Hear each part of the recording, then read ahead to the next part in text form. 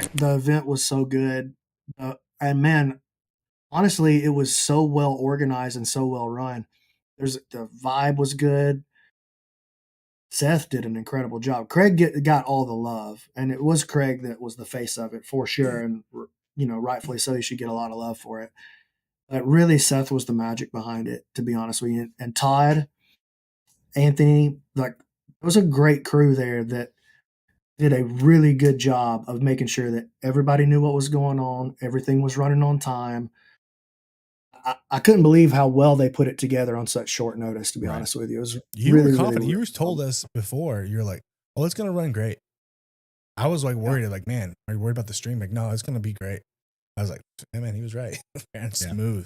But back. Yeah, well, once I saw who he was getting involved, Todd's a real professional. He's not a guy who learned how to do it through jiu-jitsu. He learned how to do it right, and he's bringing his talents to jiu-jitsu. That's the kind of, like, he's works on the X Games, bro. You know what I'm saying? Right.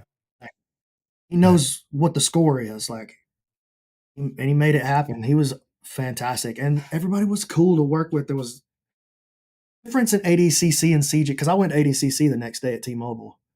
I did CJI, and then I scooted over to ADCC for the last day. And that was cool too. But it felt like the atmospheres were totally different. ADCC kind of felt like a college graduation. That was how much fun everybody was having. Like, you know what I mean? Like, you got to kind of just looking down, and it felt a little bit impersonal. But CJI felt like party after the graduation. Okay. Do you think CJI needs to add another night? I don't think I would change anything, to be honest with you. I mean, the complaints were that there was if the complaints are there was too much of the thing you were offering us, I think that's an okay complaint to deal with. Yeah. Who cares if the wives are mad? Who cares? Thing you gave us. Too much of the free thing that we liked. Is that actually a complaint? Right. No? Just the wives were complaining, you know what I mean? Like, sorry, just fine. We're sleeping on the couch. You know what I mean? Like, this is what's happening.